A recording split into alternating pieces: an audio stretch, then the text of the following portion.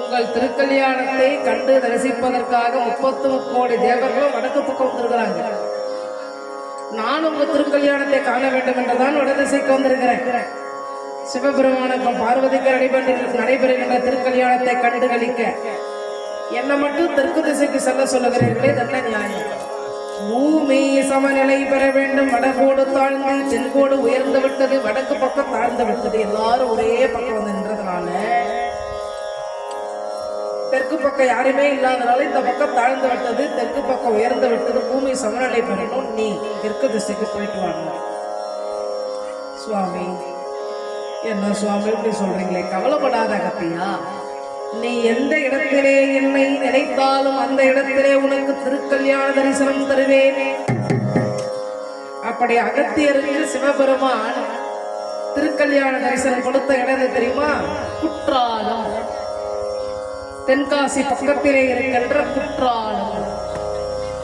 அந்த தென்காசியில் தான் வந்து சிவபெருமானும் பார்வதியும். சிவபெருமான் பார்வதி திருக்கல்யாணத்தை அகத்தியர் கண்டு கழித்த கஷேத்திரம் எதுனா தென்காசி. அங்கதான் அந்த காட்சியை காணுகிறார். அங்கதான் அவர் வந்து, இறைவா இந்த காட்சியை காண வேண்டும் என்று கேட்கிறார். இந்த காட்சியை காண வேண்டும் என்று கேட்கிறார். அதே போல இறைவன் அந்த காட்சி கொடுத்தால்தான் அது அந்த இடத்துக்கு பேர் தென்காசின்னு பேர். அங்கிருந்து வராரு அகத்தியர். வரும்போது, சுவாமி உங்களை நான் பூஜிக்க வேண்டும், அதனால ஏதாவது ஒரு புண்ணிய தீர்த்தத்தை கொடுங்கள். கங்கா, யமுனா, சரஸ்வதி, சிந்து, காவேரி, நர்மதா, இந்த 7 நதிகள், கோதாவரி, சப்த நதிகள், புண்ணிய நதி. அதுல காவிரியை பார்த்து சிவபெருமான் சொன்னார், அம்மா காவிரி, நீ அகத்தியருடைய கமண்டலத்துல போய் ஏறிக்கொள் என்றார்.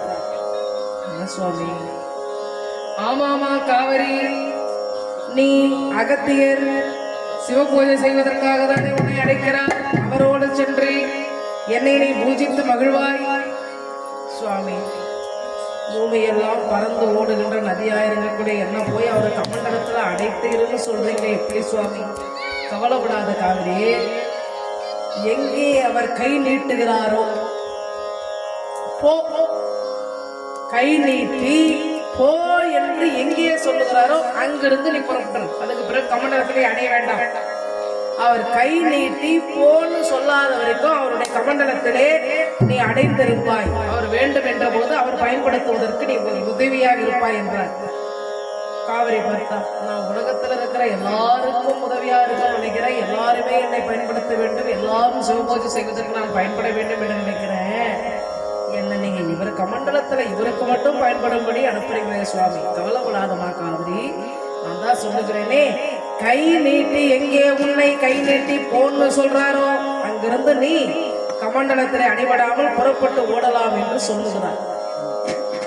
புறப்பட்டு ஓடலாம் என்று சொன்ன உடனே அந்த வகையிலே இந்த காவிரியானவள் அற்புதமாக அங்கிருந்து புறப்பட்டு வருகிறாள்.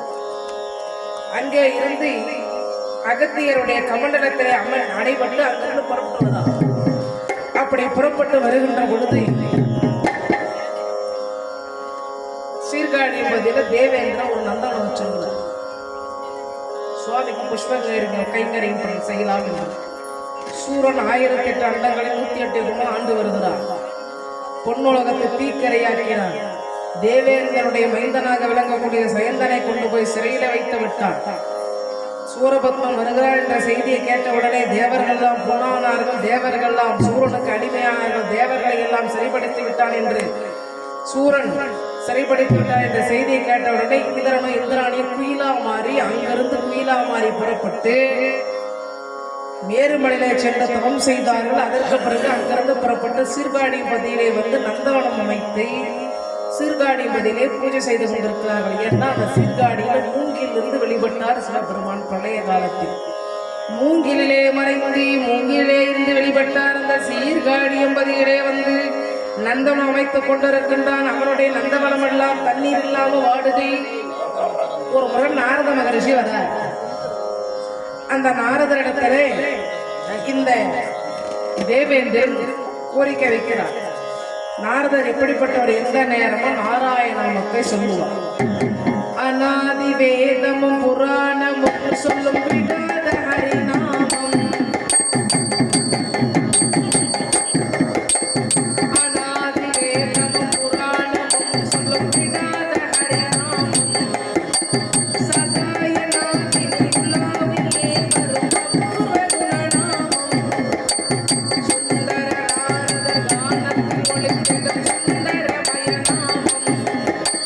சுந்தர நாரத கானத்தில் ஒளித்திடும் சுந்தரமய நாமம். நான் அறியாத காணினை அளித்த அபூர்வ குணநாமம். நான் அறியாத காணினை அளித்த அபூர்வ குணநாமம். ஹரிநாமம் ஹரிநாமம் ஹரிநாமம் திவ்யநாமம். ஹரிநாமம் திவ்யநாமம். ஹரி ஹரி ஹரி. ஹரிநாமத்தை சொல்லிக் கொண்டு நாரதர் வர தேவேந்திரன் கோரிக்கை வைத்தார். எல்லா நேரமும் நாராயணாமத்தை சொல்ல சொல்ல நாரத மகரிஷி, இந்த நந்தவனம் எல்லாம் அடி போயிருக்குதே, இந்த நந்தவனம் எல்லாம் செழிப்படி வழி சொல்லிப்போம். இப்பொழுது இந்த கோடை காலத்திலும் உனக்கு தண்ணீர் வேண்டும் என்றால் அகத்தியர் அவர் கையிலே காவிரியை கமண்டலத்தில் சிவபூஜை எடுத்துக்கொண்டு வடகோடு தாழ்ந்து திருக்கல்யாண காட்சியை காண்பதற்காக பார்வதி சிவபெருமான் திருக்கல்யாணத்தை காண எல்லாரும் போய் வடக்கு பக்கம் சேர்ந்ததனாலே வடகோடு தாழ்ந்து தென்கோடு உயர்ந்ததனாலே பூமியை சமநிலைப்படுத்த அவருடைய கமண்டலத்தில் காவேரி தாய் சிவபூஜைக்காக அவர் எடுத்துக்கொண்டு வருகிறார். அவருடைய கமண்டலத்திலிருந்து அந்த காவிரி தாயை இந்த மண்ணுலகமெல்லாம் பாய்ந்தால் ஒரு நந்தவனத்திற்கு தண்ணீர் வருகிறது. ஏன் சுவாமி, அகத்தியர் கமண்டலத்திலிருந்து காவிரி எப்படி வரவழைப்பது? விநாயகரை வழிபாடு செய்ய அவர் உனக்கு வழி சொல்லுவார். விநாயகர் வழிபாடு செய்ய அவர் உனக்கு வழி சொல்லுவார். உடனே 2 கரங்கள் வைத்து விநாயகரை வழிபாடு செய்தார். வாக்குண்டாம் நல்ல மனமுண்டா, வாக்குண்டாம் நல்ல மனமுண்டா, மாமலரா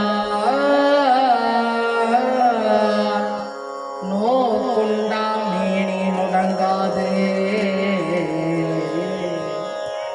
போக்குண்டே துப்பார் திருமேனி தும்பிக்கையான் பாதம் தப்பாமல் சார்வார் தமக்கு. விநாயகருடைய திருவிடைகள் வழிபாடு செய்தார் தேவேந்திரன். உடனே விநாயகப் பெருமான் தேவேந்திரன் முன்னதாக தோன்றினார். தேவேந்திரன் கேட்கின்றார், இந்த நந்தவனம் செழிக்க சுவாமி நீங்கதான் அகத்தியருடைய கமண்டலத்தில் இருக்கின்ற காவிரி இங்கே வரும்படி செய்ய வேண்டும் என்றவுடன் அப்படியே ஆகட்டும். என் தந்தைக்காக நீ சிவ பூஜைக்காக வருகின்ற இந்த நந்தவனம் பாழடையக்கூடாது, இந்த நந்தவனம் வாடக்கூடாது. இந்த புஷ்பங்கள் எல்லாம் இப்பெருமானை போய் சேர வேண்டும். அதற்காக இங்கே காவிரி வருவதற்கு நான் வழி செய்வேன் என்று நாரதர் அங்கிருந்து நாரதரிடத்திலே ஆலோசனை கேட்டு இந்த தேவேந்திரனானவன் அற்புதமாக விநாயகரை வேண்டிய உடனே விநாயகப் பெருமான் காவிரி வர செய்வேன் என்று சொல்லிட்டு அங்கிருந்து புறப்பட்டு போறார். கமண்டலத்துல காவிரி தாய் இருக்கிறார். கமண்டலத்துல ஒரு இடத்துல வச்சுட்டு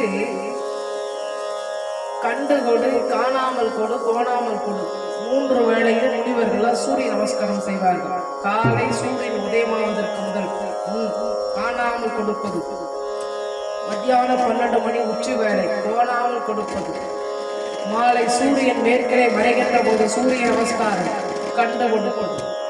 இப்படி 3 வேளையில் சூரிய நமஸ்காரம் செய்வார்கள். அந்த வகையிலே சூரிய நமஸ்காரம் செய்து கொண்டிருக்கிறார்.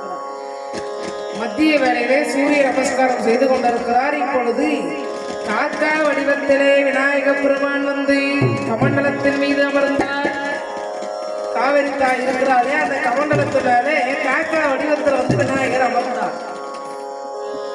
பார்த்தாரு அகத்தியர், இந்த காக்கா கமண்டலத்தை சாய்த்து விடுமோ, இதற்குள்ளே காவிரி இருக்கின்றாலே, கமண்டலத்தை இந்த காக்கா சாய்த்து விட போகிறது என்று அஞ்சிய இந்த அகத்தியர் என்ன செய்தார்? ஏய் போ என்று காக்காயை ஓட்டினார். இப்போ காக்கா தானே விநாயகர் வடிவ, விநாயகர் தானே காக்கா வடிவத்தில் வந்துடுறாரு. என்ன பண்ணாரு, பறக்கிற பொழுது அந்த கமண்டலத்தையும் டமால் என்ற கீழே தள்ளிட்டு பறந்தார். போன்னு இவர் காக்காயை ஓட்டின உடனே அப்படியே கமண்டலத்திலே இருந்து கீழே விழுந்தாலும் சிவபெருமான் என்ன சொன்னார், போ என்று கையை காட்டி போ என்று எப்பொழுது அகத்தியரை சொல்லுகிறாரோ அப்பொழுது நீ புறப்படலாம் என்று சொன்னார் அல்லவா. அதனால அப்படியே இருந்தா காவிரி. போ என்று காக்கா ஓட்டுறதுக்காக இவர் கையை நீட்டவும் காவிரி பார்த்தால் போ என்று அகத்தியரையே சொல்லிட்டார் என்று குடகு மலையிலே இருந்து புறப்பட்டு வருகிறாள் காவிரி. கூட தலை காவிரி தோன்றுகிற இடம் பார்த்தீங்கன்னா கொஞ்சமா இருக்கும் அந்த தண்ணீர். அப்படியே அதெல்லாம் அதிசயக்கூடிய இடம் எப்படி உள்ள பிரம்மாண்டமா வருது. அப்படி அந்த காவிரி தாயானவள் அங்கிருந்து புறப்பட்டு சீர்காழி மதிக்கு வந்து நந்தவனத்திலே பாய்ந்தால் சிவபூஜைக்குண்டான புஷ்பங்களை வழங்கினாள். அப்படி காவிரியானவள் இந்த பூலோகத்திலே இந்த மண்ணுலகம் முழுவதும் பாய்வதற்கு யார் காரணம் என்றால் இந்த விநாயக பெருமான் தான்.